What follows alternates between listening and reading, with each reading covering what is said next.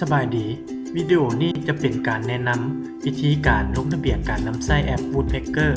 สำหรับผู้ปลูกไม้และผู้ค้าไม้ก่อนอื่นหมดให้ทานเข้าไปที่แอป Google Chrome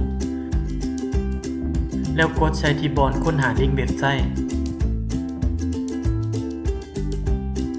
ต่อมาให้ทานพิมพ์ลิงก์เว็บไซต์ที่ปรากฏอยู่ในหน้าจอนี้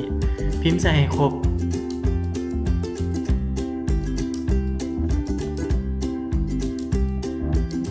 หลังจากพิมพ์ใส่ครบแล้วให้กดคำว่า Go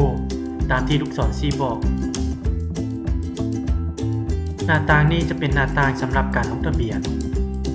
ทำอิฐให้ทานเลือกประเภทผู้นำไส้ซึ่งจะมี2ประเภทคือผู้ปลูกไม้และผู้ค้าไม้เม่นให้ทานเลือกเอาอันใดอันหนึ่งต่อมาให้ทานใส่ชื่อและนามสกุลของทานซึ่งชื่อและนามสกุลแม่นให้ใส่เป็นภาษาอังกฤษ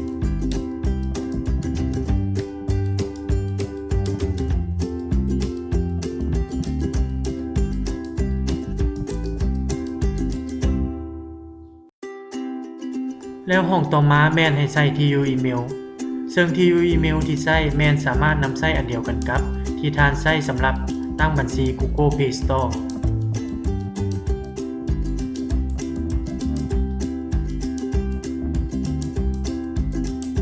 ห้องต่อมาแม่นใส่เบอร์โทรศัพท์ของทาน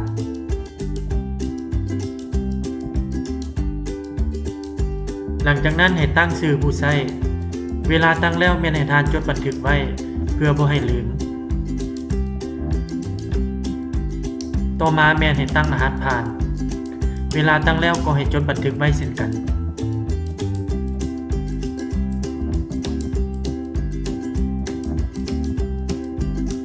กดที่คำว่า I'm not robot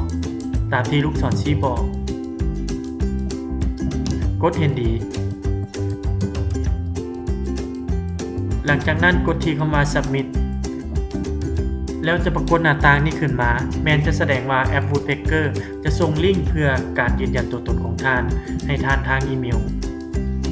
หลังจากนั้นให้ท่านเข้าไปที่แอป Gmail กดที่แท็บตัวเลือกกดที่ Box Spam แล้วเลือกเข้าเบิ่งอีเมลของแอปที่ส่งให้